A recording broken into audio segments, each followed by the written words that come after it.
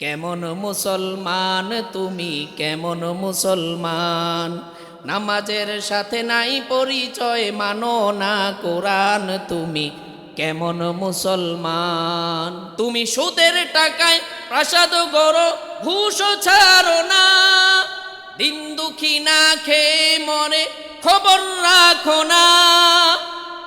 তুমি ঘুষ খেয়েও বিচার করো সাজিয়া প্রধান, তুমি কেমন মুসলমান?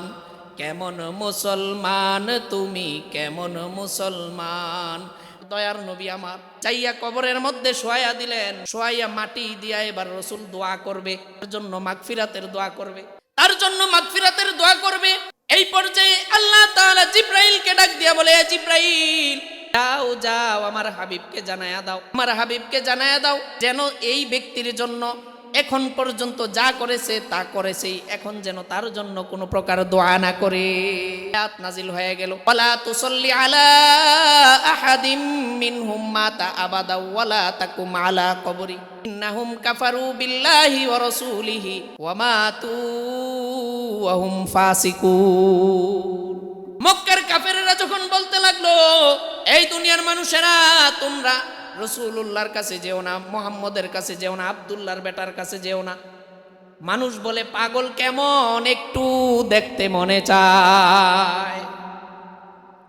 মানুষেরা দলে দলে যখন পয়গম্বরের মজলিসের মধ্যে বসে গেল, পয়গম্বরের মজলিসের মধ্যে যখন যেই বসে, রাসূলের আলা তরিন আখলাক, রাসূলের সুন্দর চরিত্র দেখিয়া দেখিয়া সকল মানুষগুলি কালেমা পড়ে মুসলমান হয়ে যায়। তারা এক পর্যায়ে বেচাইন হয়ে গেল, কি করা যায়, কি করা যায়। তারা তো জানে না এটা হলো আল্লাহ তাআলার আনীত বিধান। এই ইসলামের বাতি জ্বলন্ত হয়ে গেল, এই ইসলামের বাতি আজ পর্যন্ত কেউ নিভাইতে পারে নাই।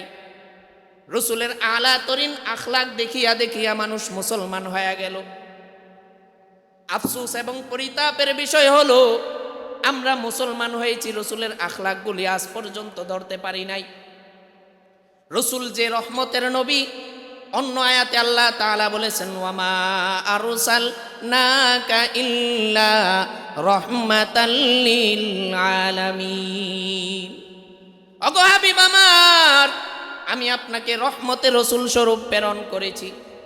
আপনি গাছের জন্যও রহমত, আপনি মাছের জন্যও রহমত, আপনি গোটা কুল কায়নাতের জন্য রহমত, আপনি মানুষের জন্য রহমত, প্রাণীর জন্য রহমত। কেমন রহমত জানো জানো? মক্কার কাফেরেরা হুজুর সাল্লাল্লাহু আলাইহি ওয়াসাল্লাম একদিন ফজরের সালাত আদায় করিয়া সাহাবায়ে কেরামকে এভাবে মসজিদের মধ্যে সামনে নিয়ে বসে আছে। সাহাবায়ে কেরামকে সামনে নিয়ে বসে আছেন, সাহাবায়ে কেরাম সামনে বসে আছেন। পয়গম্বরে আরবি সাহাবায়ে কেরামকে ওয়াজ করতেছেন, ওয়াজ। এমন সময় একটা যুবক মসজিদের মধ্যে ঢুকিয়া পড়ল। যুবক মসজিদের মধ্যে ঢুকিয়া হাউমাউ হাউমাউ করে কান্নাকাটি আরম্ভ করে দিল, চিৎকার মেরে মেরে কান্না করতেছে। আল্লাহর হাবিব সাল্লাল্লাহু আলাইহি ওয়াসাল্লাম জিজ্ঞাসা করলেন, এই নওজোয়ান যুবক, তুমি কেন কান্না করো? এই নওজোয়ান যুবক, তুমি কেন এই মজলিসের মধ্যে ঢুকিয়া হাউমাউ হাউমাউ করে কান্না করতেছো? তখন ওই নওজোয়ান যুবক ডাক দিয়া বলে, ইয়া রাসূলুল্লাহ, ইয়া হাবিবাল্লাহ, আমার পিতা ইন্তেকাল করেছে, এই জন্য আমি কান্না করি। আমার পিতা দুনিয়ার জমিনে আর নাই। আজকে আমার মতো এত দুঃখী দুনিয়ার কোনো মানুষ নাই। আমার পিতা মারা গেছে, এই জন্য আমি কান্না করতেছি ইয়া রাসূলুল্লাহ। নবীজি বলতেছেন, তাহলে আমি কি করতে পারি? তোমার পিতা মারা গিয়েছে। ওই নওজোয়ান যুবক ডাক দিয়া বলে, ইয়া রাসূলুল্লাহ, ইয়া হাবিবাল্লাহ, আমার বাবা মৃত্যুর আগে কয়েকটা ওসিয়ত আমার কাছে করে দিয়ে গেছে। ইয়া রাসূলুল্লাহ, আমার দৃঢ় বিশ্বাস আপনি আমার বাবার এই ওসিয়তগুলি পূরণ করে দিবেন, পূরণ করে দিবেন। পয়গম্বরে আরবি সাল্লাল্লাহু আলাইহি ওয়াসাল্লাম জিজ্ঞাসা করলেন, এ নওজোয়ান যুবক, কি তোমার বাবার ওসিয়ত আমার কাছে স্পষ্ট করে বলো। তখন এই নওজোয়ান যুবক ডাক দিয়া বলল, ইয়া রাসূলুল্লাহ ইয়া হাবিবাল্লাহ, আমার বাবা ওসিয়ত করেছে যখন আমি মারা যাই তখন পয়গম্বরের কাছ থেকে, পয়গম্বরের বরকতময় শরীর থেকে একটা জুব্বা আমার জন্য নিয়ে আসবা। পয়গম্বরের বরকতময় জুব্বা একটা নিয়ে আসবা আমার জন্য, যেন আমার শেষ বেলায়ের কাফনটা রসুলের কাপড় দিয়া হয়ে যায়। আপনারাই বলেন রসুলের বরকতময় জুব্বার দাম আছে না নাই? রসুলের বরকতময় জুব্বা, যেই জুব্বাটা রসুলের গায়ের সাথে লেগেছে, রসুলের ঘাম মোবারক যেই জুব্বাটায় সাথে লেগেছে, এমন জুব্বা একটা নিয়ে আসবা। এবার নওজোয়ান যুবক যখন এই কথা বলে ফেলল, পয়গম্বরে আরবি সাল্লাল্লাহু আলাইহি ওয়াসাল্লাম বললেন, যাও তোমার এই কথা কবুল করলাম, আমি দিয়ে দিব। আর তোমার বাবার কি ওসিয়ত আমার কাছে স্পষ্ট করে বলো। এবার নওজোয়ান যুবক বলে, ইয়া রাসূলুল্লাহ ইয়া হাবিবাল্লাহ, আমার বাবার আরেকটা ওসিয়ত হলো, আমার বাবার শেষ গোসলটা দুনিয়ার কোনো মানুষ দেয়া যেন না হয়, আমার বাবার শেষ গোসলটা যেন আপনি করায়া দেন। আপনার বরকতময় হাত এত বরকতময়, আপনার হাত দ্বারা চাঁদকে দ্বিখণ্ডিত করেছেন ইয়া রাসূলুল্লাহ। আপনার হাত এত বরকতময়, এই বরকতময় হাত দিয়ে আমার বাবার গোসলটা আপনি করায়া দিবেন। আমার বাবার বিশ্বাস, আপনি যদি আপনার বরকতময় হাত দ্বারা গোসলটা করায়া দেন, আমার বাবার বিশ্বাস তার শরীরের মধ্যে জাহান্নামের আগুন স্পর্শ করতে পারবে না। রসুল বললেন, যাও এটাও মেনে নিলাম। আর তোমার বাবার কি ওসিয়ত? এবার ওই নওজোয়ান যুবক ডাক দিয়া বলতেছে, ইয়া রাসূলুল্লাহ ইয়া হাবিবাল্লাহ, আমার বাবার আরেকটা ওসিয়ত হলো, আমার বাবা যখন খাটিয়ার মধ্যে শুয়ে যাবে, কাফন দাফন রেডি হয়ে যাবে, আমার বাবার শেষ জানাজার নামাজটা ইয়া রাসূলুল্লাহ আপনি পড়ায়া দিবেন। আমার বাবার বিশ্বাস, আমার বাবা আপনার পিছনে নামাজ আদায় করেছে, বড় বড় জুব্বাওয়ালা পাগড়িওয়ালা, যদি আপনি নামাজটা পড়ায়া দেন আর 2 ফোঁটা চোখের পানি আমার বাবার দিকে চেয়ে চেয়ে ফালান, আমার বাবার বিশ্বাস ওই কবরের মধ্যে আযাব হবে না। রসুল বললেন, এটাও মেনে নিলাম। আর তোমার কি চাও আমার কাছে বলো। এবার বলতেছে, ইয়া রাসূলুল্লাহ ইয়া হাবিবাল্লাহ, আমার বাবার বিশ্বাস হলো, যদি আপনি আমার বাবার কবরের মধ্যে নামেন, কবরের মধ্যে নামিয়ে আপনার বরকতময় কোল দিয়া যদি আমার বাবাকে শোয়ায়া দেন, আমার বাবার বিশ্বাস ওই কবরের মধ্যে কোনো সাপ বিচ্ছু দংশন করতে পারবে না। রসুল বললেন, এটাও মেনে নিলাম। এখন রসুলের কৌতূহল জাগলো, কে এই লোকটা? বলল, এই নওজোয়ান যুবক, এতক্ষণ তো সব তোমার চাওয়া পূরণ করে দিলাম, এবার বলো কে এই লোক, তার নাম কি? পয়গম্বরে আরবি যখন এই প্রশ্ন করলেন, ওই নওজোয়ান যুবক কেঁদে দিয়ে বলে, ইয়া রাসূলুল্লাহ ইয়া হাবিবাল্লাহ, আমার বাবার নাম হলো আব্দুল্লাহ ইবনে উবাই ইবনে সলুল। এই লোকটা ছিল মুনাফিকদের সর্বলিডার।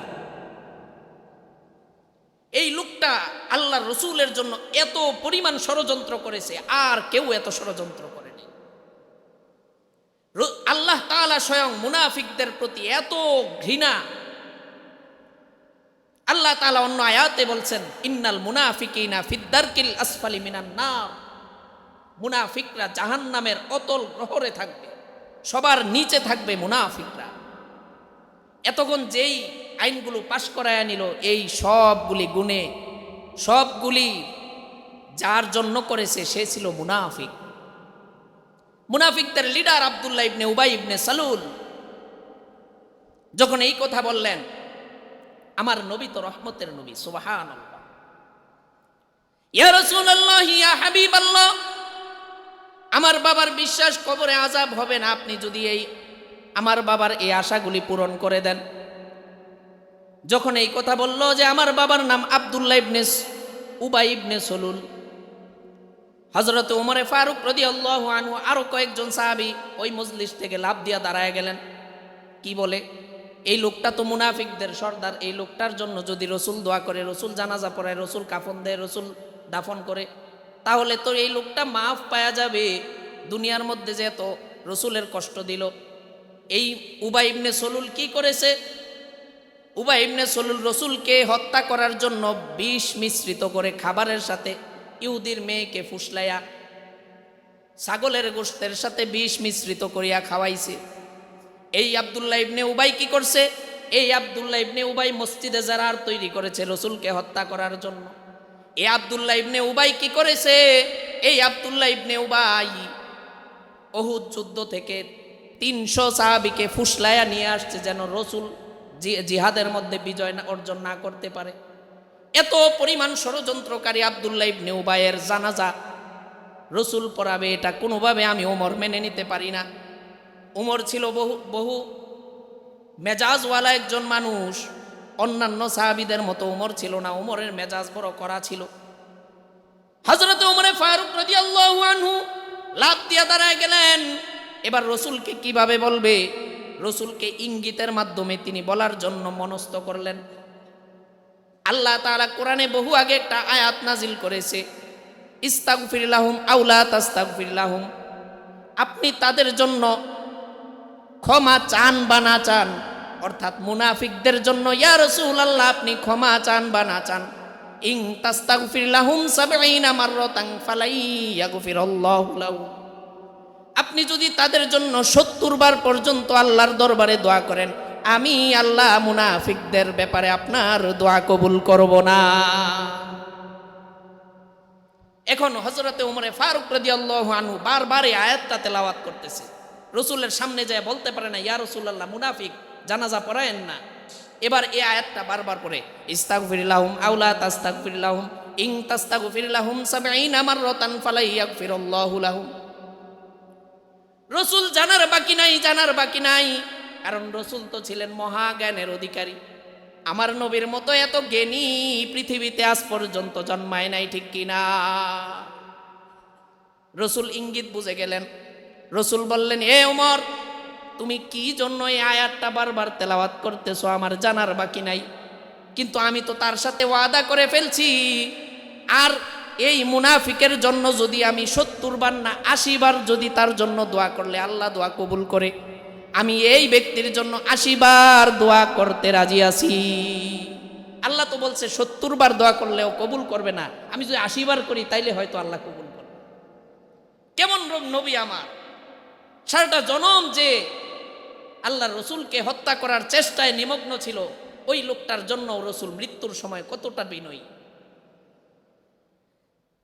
ইয়া রাসূলুল্লাহ, ইয়া হাবিবাল্লাহ, আপনি এই জানাজার মধ্যে যেন না, আপনি তার কাফন দিয়েন না, আপনি তার জন্য জুব্বা হাদিয়া দিয়েন না।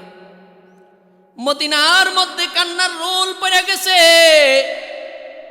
সাহাবায়ে কেরাম কান্না করতেছে, আহারে সাহাবী হইয়া রসুলের জুব্বা পাইলাম না, একজন মুনাফিক হইয়া রসুলের জুব্বা পেয়ে গেল। সাহাবী হইয়া রসুলের জানাজা পাইলাম না, একটা মুনাফিক হইয়া রসুলের জানাজার পায়া গেল। সাহাবী হইয়া রসুলের হাতে দাফন পাইলাম না, একজন মুনাফিক হইয়া রসুলের দাফন পায়া গেল।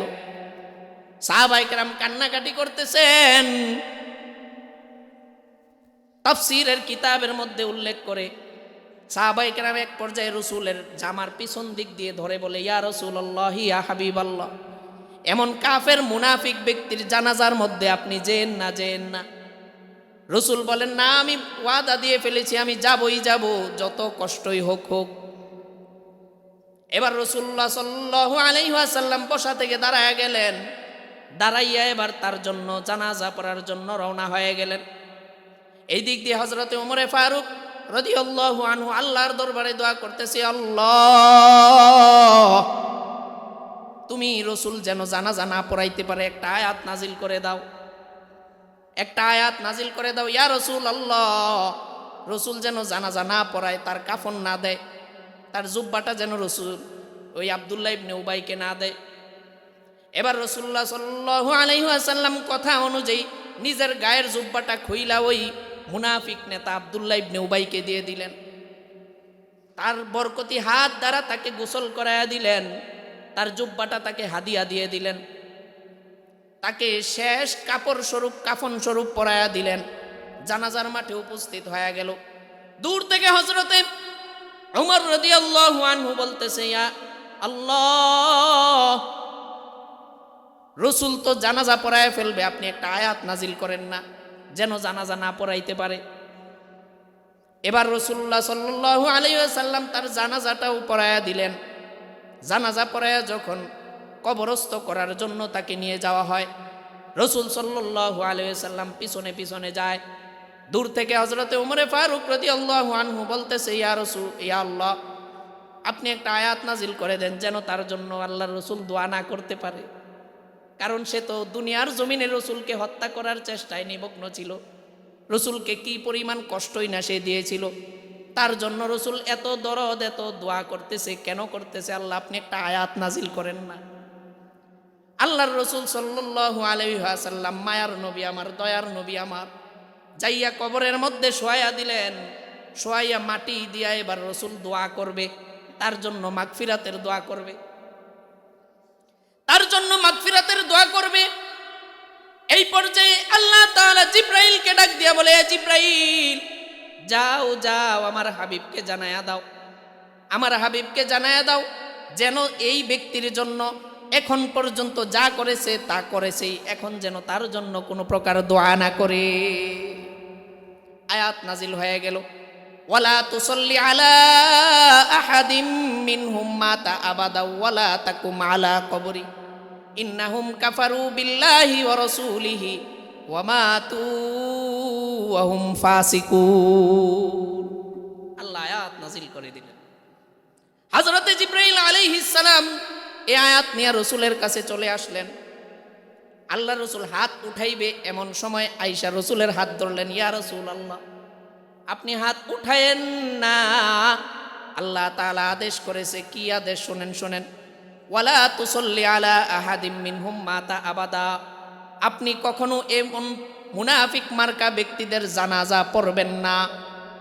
ওয়ালা তাকুম আলা কবরি, তার কবরের পাশে দাঁড়ায়া দাঁড়ায়া দোয়া করবেন না। যা করেছেন করেছেন, এখন আর করবেন না। ভবিষ্যতে যত মুনাফিক মারা যাবে, এই মুনাফিকদের জানাজা আপনি পড়বেন না, তাদের কবরের পাশে যেয়েও আপনি দাঁড়াবেন না। ওয়ালা তুসাল্লি আলা আহাদিম মিনহুম মাতা আবাদা ওয়ালা তাকুম আলা কবরি, তাদের কবরের পাশেও দাঁড়াইবেন না, তাদের জানাজার নামাজটাও আপনি পড়াবেন না। ইন্নাহুম কাফারু বিল্লাহি ওয়া রাসূলিহি, ওগো নবীজি কেন পড়বেন না জানেন? তারা রসুল এবং আল্লাহকে কুফুরি করত, আল্লাহ এবং রসুলের সাথে কুফরি করত। ইন্নাহুম কাফারু বিল্লাহি ওয়া রাসূলিহি, তারা আল্লাহ এবং রসুলের সাথে কুফরি করত। ওয়া মাতু ওয়া হুম ফাসিকুন, তারা যখন মৃত্যুবরণ করে, তারা যখন মুনাফিকেরা যখন মৃত্যুবরণ করে, তাদের ঈমান নসিব হয় না। তাদের ঈমান নসিব না হওয়ার কারণে তারা বেঈমান অবস্থায় মৃত্যুবরণ করে। আর বেঈমানদের জানাজা আপনি কখনো পড়বেন না। ইন্নাহুম কাফারু বিল্লাহি ওয়া রাসূলিহি ওয়া মাতু ওয়া হুম ফাসিকুন। এই আয়াতটা নাজিল হলো কেন? নাজিল হলো আল্লাহ তাআলা হযরতে উমরে ফারুক রাদিয়াল্লাহু আনহু তার মন অনুযায়ী আয়াতটা নাজিল করে দিলেন। জোরে বলেন সুবহানাল্লাহ। হযরতে উমরে ফারুক রাদিয়াল্লাহু আনহুকে বলা হতো মেজাজে ওয়াহি, অর্থাৎ রাসূল সাল্লাল্লাহু আলাইহি ওয়াসাল্লামের অবস্থার উপরে হযরতে উমরে ফারুক রাদিয়াল্লাহু আনহু মেজাজ বুঝতেন।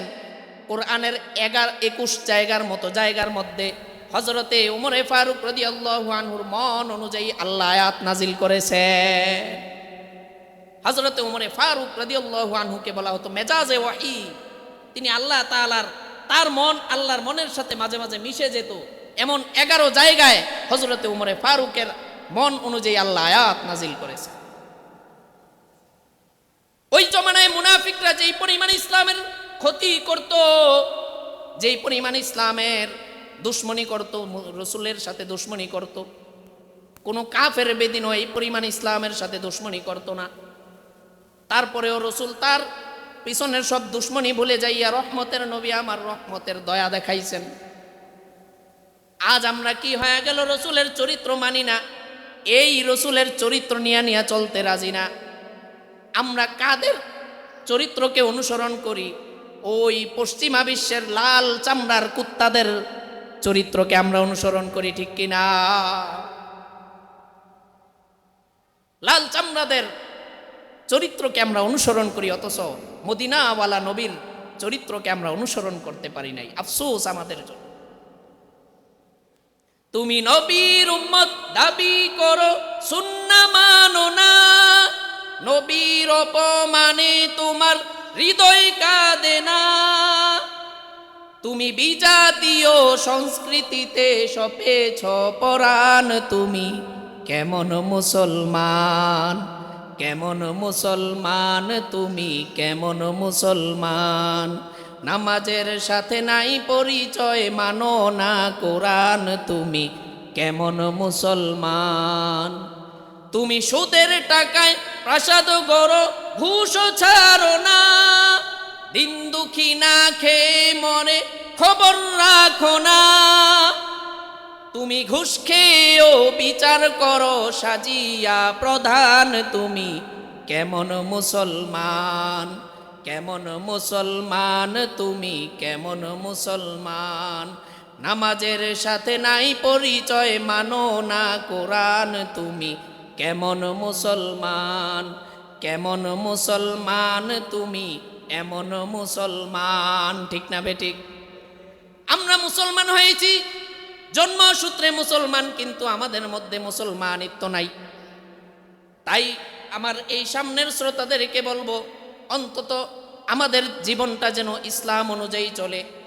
রসুল এত কষ্ট করলেন ইসলামের জন্য, এই রসুলের আদর্শ নিয়ে যেন আমাদের বাকি জিন্দেগিটা চালাই। রসুলের জিন্দেগির মধ্যে কি লাভ? আল্লাহর রসুল সাল্লাল্লাহু আলাইহি ওয়াসাল্লাম খুলুকে আজিমের অধিকারী যে ছিলেন, আমি আপনাদের সামনে একটা হাদিস তেলাওয়াত করেছি। আল্লাহর রসুল বলেছেন, সিলমান কত আকা, যে তোমার সাথে সম্পর্ক ছিন্ন করবে তুমি তার সাথে সম্পর্কটা জোড়া লাগায়া দাও। যে তোমার সাথে ইচ্ছাকৃতভাবে সম্পর্ক ছিন্ন করবে তুমি তার সাথে ইচ্ছাকৃতভাবে সম্পর্ক জোড়া লাগায়া দাও। এটা রসুলের আখলাক ছিল। রসুলের কোনো শত্রু ছিল না, যারাই শত্রু ছিল তার তিনি শত্রুতা বুঝতে দিতেন না। শত্রুকে দেখলে বুকে জড়ায়া নিতেন। রসুলের বহু শত্রু রসুলের আদর্শ দেখা মুসলমান হয়ে গেছে। আমরার অবস্থা হলো যে শত্রু তাকে শত্রু হিসেবেই দূরে রাখি না, এটা রসুলের চরিত্র না। রসুলের চরিত্র ছিল শত্রু তাকে কাছে পেলে বুকে জড়ায়া ধরতেন। তার আখলাক দেখে বহু শত্রু বন্ধু হয়ে গেছে। সুবহানাল্লাহ। আমাদের অভ্যাসের মতো ছিল না। রসুলের আখলাক যদি আমরা মানতে হয় তাহলে শত্রুকে বন্ধু বানাতে হবে, শত্রুকে বন্ধু রূপে গ্রহণ করতে হবে। রসুল বলেন, ওয়াফু আম্মান জলামাক, যে তোমার সাথে জুলুম করবে তুমি তার সাথে তাকে ক্ষমা করে দাও, ক্ষমার চাদরে তাকে আবৃত করে নাও। তোমার করে অন্যায় করে তুমি তাকে ক্ষমার দৃষ্টিতে তাকাও, ক্ষমা করে দাও, যাক যা হইছে হইছে। ওয়া আহসিন ইলা মান আসা ইলাইক, ওয়া আহসিন ইলা মান আসা ইলাইক, যে তোমাকে কষ্ট দিবে তুমি তার সাথে ভালো আচরণ করো। সুবহানাল্লাহ। বলা বাহুল্য এই তিন গুণের গুণী ছিলেন আমাদের আকায়ে নামদার তাজদারে মদিনা হুজুরে পূর্ণর সাল্লাল্লাহু আলাইহি ওয়াসাল্লাম। এই তিন গুণের গুণী ছিলেন। যখন কোনো আত্মীয় তার সাথে সম্পর্ক ছিন্ন করত তিনি সম্পর্ক জোড়া লাগায়া দিতেন। তার সাথে যদি কেউ জুলুম করত তিনি তার জুলুম মাফ করে দিতেন। তার সাথে যদি কেউ খারাপ আচরণ করত তিনি তার খারাপ আচরণ ভুলে যাইতেন। আমাদের মধ্যে এই চরিত্র না থাকার কারণে আজকে আমরা অপদস্থ আর লাঞ্ছিত হয়ে আছি। কাফের বেতিনেরা আমাদের উপরে বোম ফালায়, আমাদেরকে নিষ্পিস করে দেয়। আমাদের ভূখণ্ডকে ভূখণ্ড তারা দখল করে আছে। একমাত্র রসুলের আদর্শ আমরা গলায় ঝুলাইতে পারি নাই। আফসোস, পরিতাপের বিষয়, মুসলমানের বাচ্চাদের দিকে তাকালে বোঝা যায় না সে মুসলমানের বাচ্চা নাকি অন্য ধর্মের বাচ্চা। তার চুলের দিকে তাকাইলে বোঝা যায় না সে কি মুসলমান নাকি বিধর্মী। তার দাড়ির দিকে তাকাইলে বোঝা যায় না সে মুসলমান নাকি বিধর্মী। তার পোশাক আশাকের মধ্যে তাকাইলে বোঝা যায় না সে মুসলমান নাকি বিধর্মী। আজ আমাদের কি হয়ে গেল, মুসলমান হয়েছে কিন্তু মুসলমানিত্ব এখনো ধারণ করতে পারি নাই। ওই যে পাথর দিয়ে, মানুষের সামনে পাথর দিয়ে এভাবে ঢিল মেরে মেরে হত্যা করে ফেললো। কিছু মানুষ নামের অজাত আছে, এরা ছবি তোলায় ব্যস্ত, ঠিক না বেঠি? মুসলমান হয়েছে মুসলমানিত্ব নাই, মানুষ হয়েছে মনুষ্যত্ব নাই। কি হয়ে গেল, কি হয়ে গেল, জমানা কি হয়ে গেল। আফসোস, রসুল এই জন্য জীবন দেয় নাই, রসুলের দন্দন মোবারক এই জন্য শহীদ করে নাই। তাই আসুন বাকি জিন্দেগিটা চলবো তো রসুলের জীবন অনুযায়ী, আদর্শ অনুকরণ করে চলবো, কোরআন অনুযায়ী চলবো। আল্লাহ তাআলা কোরআনে কি হুকুম করেছে তা অনুযায়ী চলবো। রসুল হাদিসের মধ্যে কিভাবে জীবন চলার জন্য বাতলিয়ে গেছেন সেই অনুযায়ী চলবো। রাজি আছি তো ইনশাআল্লাহ? আল্লাহ তাআলা কবুল করেন, জোরে বলেন আমিন।